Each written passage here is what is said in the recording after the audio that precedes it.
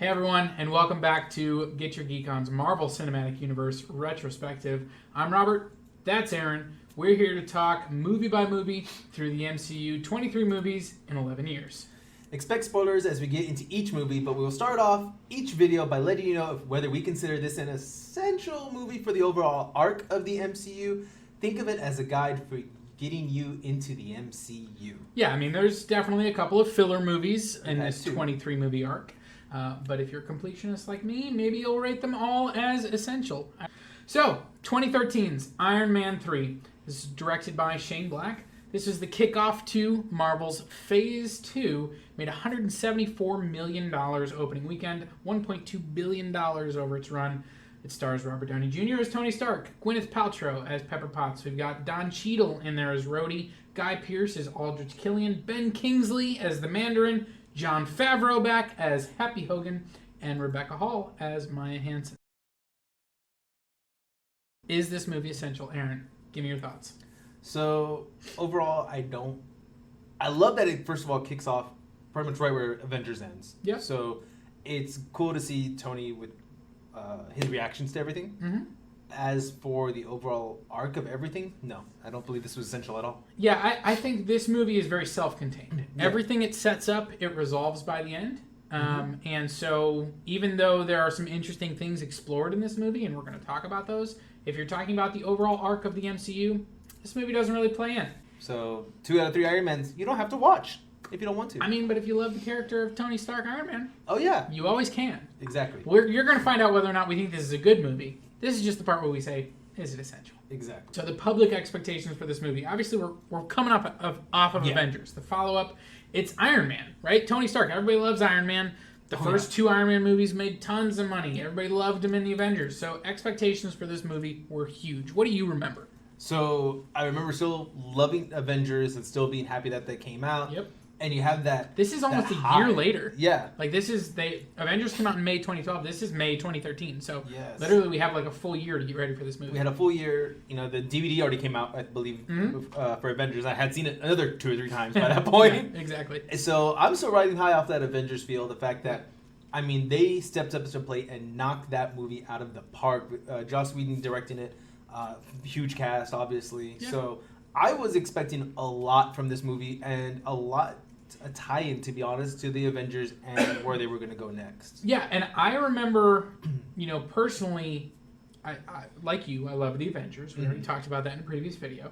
But I remember the trailers for this movie in particular. The trailers with Ben Kingsley as the Mandarin. Yes. And I was like, this movie looks awesome. Like, I cannot wait for this movie. I am so excited for Iron Man 3. And then I saw it in the theater, and I liked it. Yeah. But, man, they did not give us the movie they sold us in those trailers. Not at all. I mean, after I was done, I was like, really? All right. I can live with this. Yeah. Reading the comics, I did like some of the stuff they did that tied into the comics, obviously. Sure. But, yeah, the Mandarin, Ben Kingsley, they could have done so much more. We'll get to it. Yeah. We'll get to it. So, your first experience of watching the movie, did you like it? Did you not like it? Where were you at? I remember being let down. Yeah. A lot of the main stuff I thought we were going to get, like you said. The trailers gave us one movie, and we got a different movie. Yeah, we did.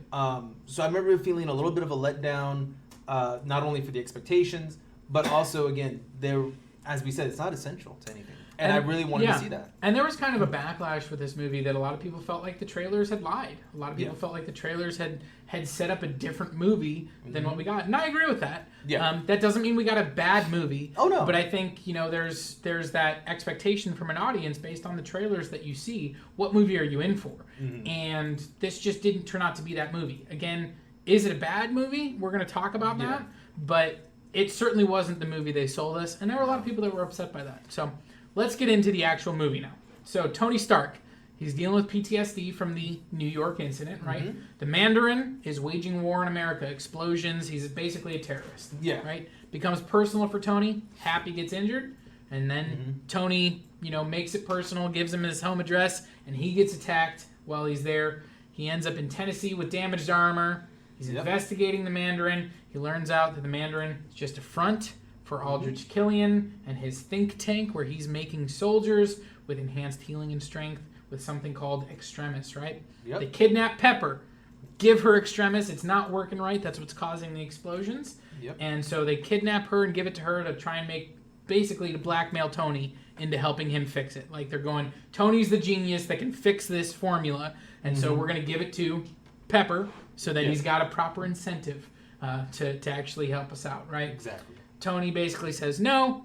He and Rhodey team up to take down Killian and his soldiers, and the movie ends with a quick shot of him basically being like, yeah, I fixed Pepper, and I decided to take the arc reactor out of my heart, too. Yeah. So like, okay, the movie wraps up, in a little bit of an odd way. So overall, that's kind of the story of the movie. So what stands out in this movie to you when you talk about the movie itself? Character arcs, standout scenes, performances. What was it? There was a lot that stood out to me, good and bad. Yeah. So, peeking behind the curtain a little bit, Jon Favreau no longer directed this film after directing Iron Man 1 and 2. Well, this is directed by Shane Black, who wrote Lethal Weapon. Yes. And also wrote and directed one of my favorite movies ever, Kiss Kiss Bang Bang. Okay. So that came out in like 2005. Mm-hmm. He'd worked with Robert Downey Jr. On that movie. That's where this connection came in. That's why he ended up directing Iron Man 3. Okay. And so his movies definitely have a certain feel to them, a certain flavor to them, and definitely a more comedic take. And you feel that in this movie. You really do. And so it's kind of that comedic action type of movie. And that's really what this movie is. But yeah, it's not Jon Favreau anymore. It is Shane Black, and he's mostly made small movies. He's released a couple of big movies, this being one of them. Yeah. But for the most part, this is a Shane Black movie. Oh, yeah. I don't know that it feels like a Marvel movie. To me, it didn't. And like you said, it does show with the direction it went versus the first two films. Yeah. I'm a Jon Favreau fan. I loved him as an actor. I love him as a director. I think he's really good. He can nail it whenever he touches it. But it was sad to see, because of whatever happened with them, a lot of people say it was money, that we didn't get a lot of happy almost at all in this one. Well, I think that the speculation going into this movie was that Favreau didn't want to direct anymore. He didn't. He was really kind of ready to move on from Marvel. He didn't even really want to do the sequel. He didn't really want to do Marvel, Iron Man 2. And he ended up doing it. And Robert Downey Jr. being the first actor to sign on as a major hero, this is the movie that actually. So in the Avengers. He had renegotiated his deal, right? And basically, he was movie to movie. Most of the other actors signed these huge long deals where they're contracted for several movies. Robert Downey Jr. was movie to movie, and so he basically said, "Marvel, Jon Favreau doesn't want to do an Iron Man sequel. I'm not doing it unless I get my guy." Yeah. So that's the speculation, that Robert Downey Jr. was not coming back to Iron Man 3 unless he got his director. And again, that's where Shane Black comes in, having worked with him previously. That makes sense. I mean, that's a lot of behind the scenes stuff, and that's one thing that kind of was like going into this. But I did like what they did with Tony. I like that, even though he does have the PTSD, and they do comment on it, you do see it a lot in this one. He was still Tony Stark throughout the whole movie. He really, I think we've said this in Iron Man 2. He didn't really change from beginning to end. And this kind of still shows it. He has grown up a little bit more, but that's not so much grow up to me as now he has life experiences. Sure. And I like that about him. I did like that we got a little more of a Don Cheadle's character as Iron Patriot, which I... Yeah, I mean, they give him the rebrand from War Machine to Iron Patriot. It's never mentioned again. No. He's War Machine moving forward, which again, when we talk about, is this movie essential?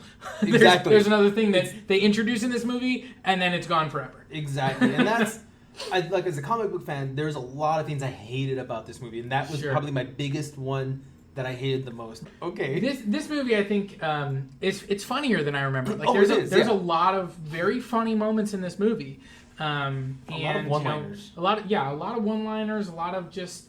I mean, it's Tony Stark, and so he's being funny, but overall, like, the movie is just funny. And there's even a couple, it's almost like they're winking at you, like, man, this is a corny joke, but we're going for it anyways. Yeah. But there's a great, I think my favorite joke in the whole movie is Tony's having a battle with one of the soldiers in Tennessee, and she says, like, that's all you got, a cheap trick and a one-liner. and he just goes, "Honey, that could be the name of my autobiography." I loved it. It's like That was funny. it's a great line, you know. And so yeah, this movie's pretty funny.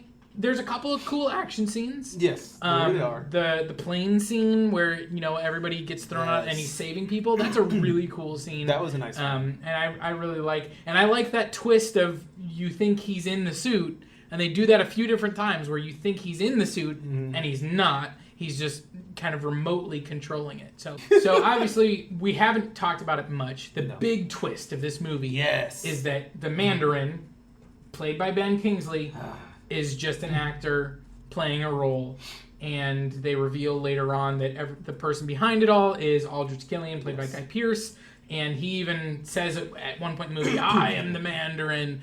They've retconned that now, and I think we are going to get a real Mandarin in Shang-Chi and the Legend of the Ten Rings. Yeah, is that what it's called? Yeah, the Ten Rings. I just remember Shang-Chi and the Ten Rings. I think. So, anyways, so they have retconned that he's not going to be the official Mandarin anymore, but I remember, again, I didn't have like a major attachment to that character in the comics. There was a lot of backlash about it, but I just remember, like, again, the trailer sold Ben Kingsley as this evil terrorist, and for the first half of the movie, he totally is. Yeah. Like, you are caught up in all of the things he's doing and the voice he's using. You know, "You'll never see me coming." Yes. Like, oh my God, loved it. It's really good, and he's doing, you know, "Time for another lesson." You know, the fortune cookie. You know, people think it's Chinese, but it's actually an American invention, and it's hollow, and, you know, all this stuff. Like, it's deep stuff. Yeah, it's really cool what they're doing with him, and then they just pull the rug out from under you. He's a drug addict or something. Yeah, he wants the drugs. He's drunk. He's a, you know, British actor kind of, and actually Ben Kingsley gives a great performance. Oh, both roles. Yeah. Like, he's great as the Mandarin, and then he's great as the bumbling idiot. Yes, but it's just not what I wanted. No, because when you go in there, you're expecting to see this maniacal, powerful man. Yeah. And then the first time he gets confronted, he has two women in his bed. Yeah. And he's talking about the Chinese cookies because he's so out of it and doped up. And even Tony's like, "What?" Yeah. Hey, it's like, no. It's weird. I didn't like that. And again, that's comic book aspect where I got mad. I'm like, you're calling this guy the Mandarin. He looked the part, too. He had that nice beard, the hair, great. The robe. I'm like, he is the Mandarin. He is. And it's just like, no, you're just some guy who needs his fix. And that really killed it for me. Like you said, it doesn't get touched on for a long time until it's retconned later on in the little shorts. But that did bother me a lot. And that's the thing. This movie is really well made. Yeah. It's well acted. It's got good action scenes. It's funny. It's all of those things. It just doesn't fit within the rest of what Marvel did. This really feels like the major misstep in terms of, you know, telling the overall story. It seems like, you know, a lot of the stuff, the early stuff, may not be directly setting up additional things like some of the later movies end up doing, but they're all like in the same narrative. You can tell there's somebody driving it.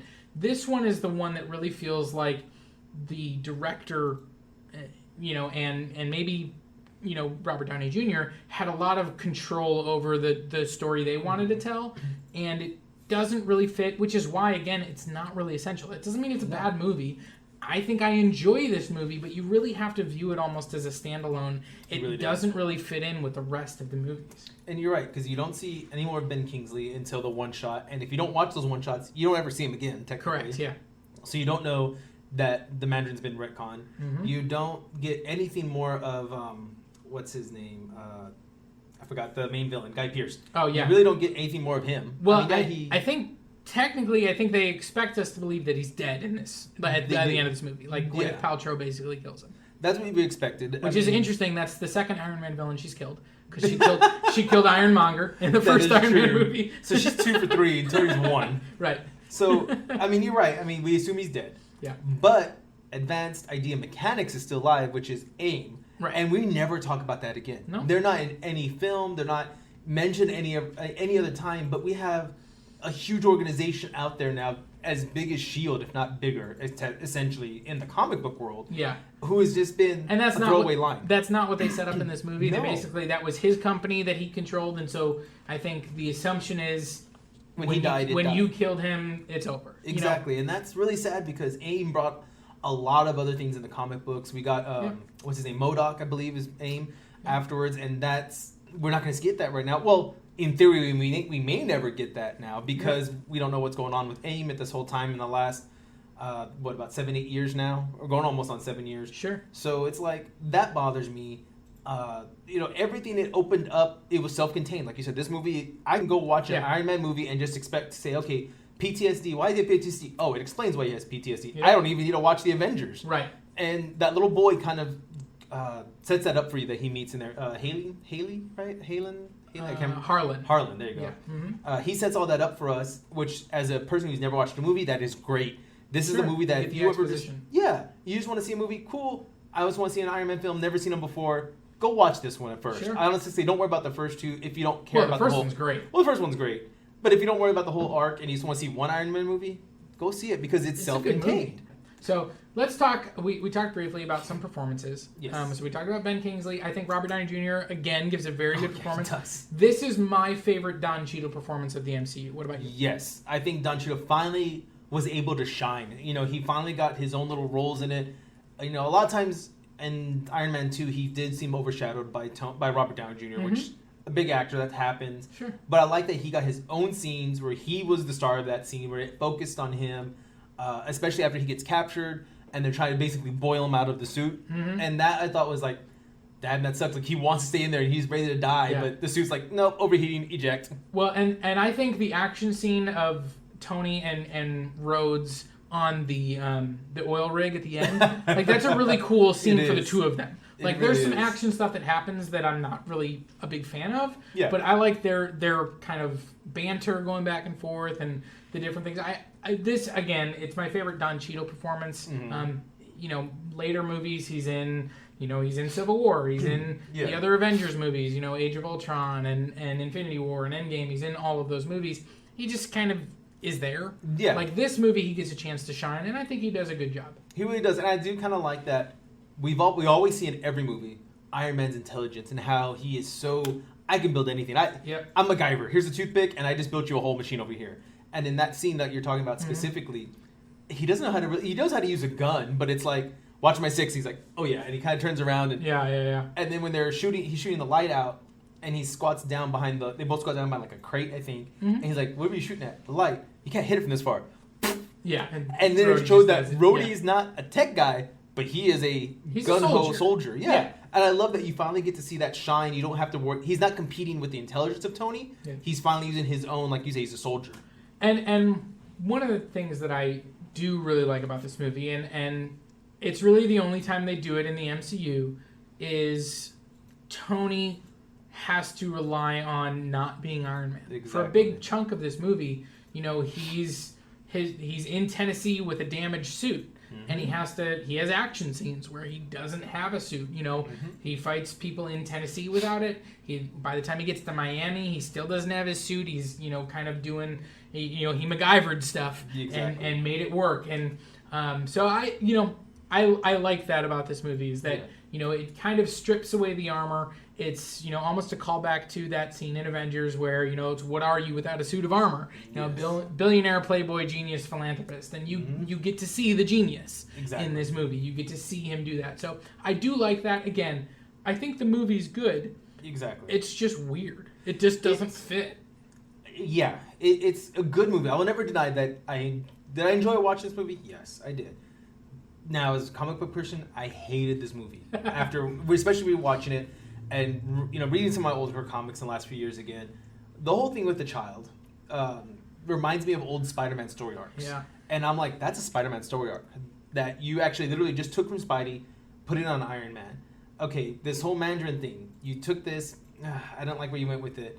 And what was the other thing? There was another scene that reminded me of another movie, and I feel like they just ripped it from one movie and put it on this, and I can't think of it all of a sudden. Yeah, I mean, they've done a few things, and for me, this is a movie where it's a good movie, and watching it, without playing into the rest of the MCU, I think it plays well. We just came off the Avengers, right? Yeah. We just literally watched that. So now I'm watching this movie and I'm going, man, this is just, it doesn't matter.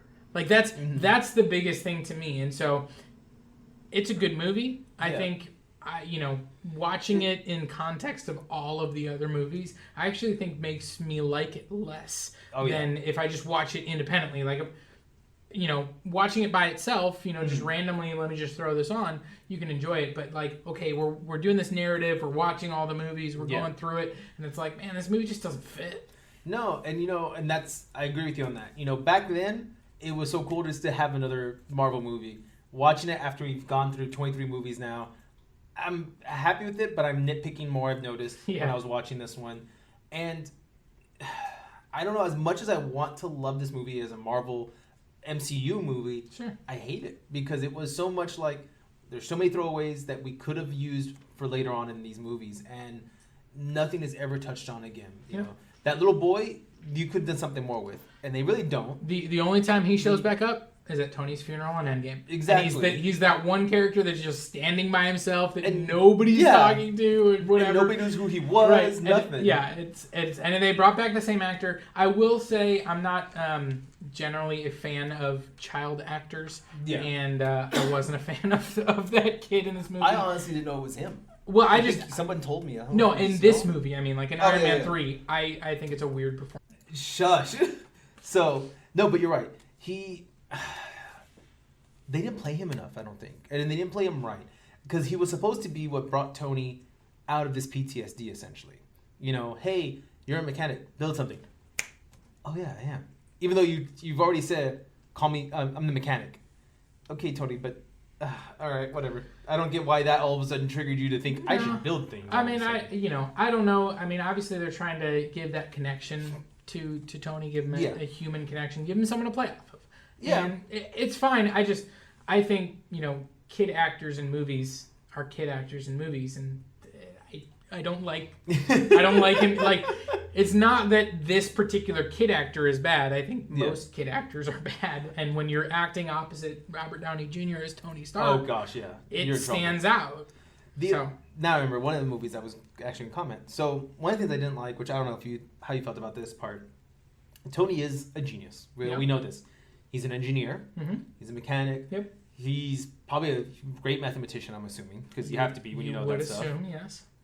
But would you add detective to that? Because in this one, they made me feel like he was trying to be a detective. And I don't know how I felt about that after watching it this time. So he's definitely investigating what's going on with these explosions. Yes. I don't know that they necessarily turn him into a detective. I think he is trying to figure out how to catch the Mandarin. Right. And so when Happy gets, involved in the explosion, now all of a sudden that brings the fight to his doorstep, and he starts to, look into these different explosions. He uses Jarvis to help him isolate and figure out, okay, where are these explosions happening? What's the common denominator? So, I mean, I don't know that I would necessarily say he's a detective in this movie. He's just trying to solve this particular problem. I didn't hate it. See, for me, I was a little opposite. I felt they were trying to make him that little bit. Because I can't remember, did Sherlock Holmes already come out yet at this point? I cannot remember if the first one came out. I don't remember either. So, like, the first scene, I kind of give it to you. A lot of it was Jarvis and him, like, common sense, Happy's pointing this way, something's over here. That's fine. But the scene with the kid, the crater, well, there's 5 shadows, so that must mean that he was okay, I would not have thought of that. Like, why would it be that he's the bomb, and that's why there's 5 shadows, because of the explosion? How do you know he just wasn't sent on the other end of the explosion? It's just how my mind worked. Like, it's weird how you were trying to make him, in my mind, I just felt they were trying to make him a little bit of a detective. That's just how I looked at it, and watching it again, I didn't like it as much. Sure. So, anyways, we talked about this rewatch. Does it change your opinion? So you just said you liked it less. Yeah. I think it's hard for me to say because I think I'd already kind of soured on this movie since I've watched it a couple times since. And again, it's not that it's a bad movie; it's just that it doesn't fit. Yeah, it's like I said, it's like, and I agree with you. It's not bad. It's a good movie for what it is. If you just want to, and I think I said this in our podcast earlier, it's a popcorn flick. It's a nice. Let me just sit here, eat some popcorn, and watch it. It's not going to get anything else from it. Yeah. So, how does it fit into the overall arc? It doesn't. Right? We've already talked about it. It really doesn't. There's no Infinity Stones in this movie. No. It's a standalone Iron Man movie, and that's fine. Yeah. And there's only that one little throwaway scene almost with the Hulk at the end. Which actually I really enjoyed the post-credit scene, which so is funny. Basically this movie has been told, and this is very Shane Blacky. We've talked about how this is a Shane Black movie, or I have, and that's something he likes to do is use voiceover. And so this movie starts with voiceover. It starts with Tony kind of, let me tell you this story. Let me tell you about this. Yeah. And then at the end, he kind of closes the story as well with some voiceover, and he does the I am Iron Man. Yeah. So this is the second movie to end with that phrase, I am Iron Man. And it cuts to credits, and then you find out that he was actually telling the story to Bruce Banner, Mark Ruffalo, who is basically falling asleep. And where did I lose you? Right. The opening scene. Right. The elevator and burn. The opening scene, right? That's hilarious. Yeah, and I kind of like that because you saw their connection in the Avengers. Yes. Now you saw that they were, the science bros and that kind of stuff. So, it's cool. He's telling the story, and he gets that moment where he's like, it's so great to get this off my chest and everything. I'm not that kind of doctor. What? I'm falling asleep. So, yeah, I like that. I liked how you said, though. I didn't realize that's how Sean, you said? Shane Black. Shane Black. He likes to do it because, that's a good way to end the movie, though. Like, it's a story he was telling. Yep. So, it was a good way. So, it works. So, anyways, final thoughts. We've given a lot of thoughts about this movie already. We've already talked about it. So, just give me your rating. Where are you at? Honestly, after watching it again, I haven't probably watched it as many times as you. I'm at, about 6.5 because it's nowhere near Avengers or anything else. The fact that it doesn't fit into the MCU after watching, at this point, 4 movies now we've had? 1, 2, 3, 4, 5 movies. No, this is like movie number 7. 7. So we've had all these movies that tie in. I don't remember. We have all these movies that tie in, and now here's a movie that's, by the way, we are starting phase 2, but we're not going to tie it to anything else. Yeah. So this is a good movie. This is a good Shane Black movie. This is not a good MCU movie. Exactly. So watching it in the context of the MCU is not a good movie. My overall rating, I'm just going to rate the movie. I think it's a 6.3 out of 10. It's still a solid movie. It's still something you can enjoy. But it's not an MCU movie, and that's okay. Exactly. So, I don't know. You got any more thoughts that you want to add? No, because you hit it on the dot for me. Because, again, it's a good movie, which is why I gave it 6.5. It just does not follow anything else. Yep. But I enjoyed it. I still did. So there you go. Tell us what you think. Drop your comments down below. Let us know if you think we're crazy. This movie's the best MCU movie ever. You love Ben Kingsley and you think the Mandarin twist was the best. Are you out there? Let us know. I want to know for sure. Like, comment, subscribe, guys. Again, that's Aaron. I'm Robert for Get Your Geek On. And we want to know what keeps you geeky, so let us know. Thanks.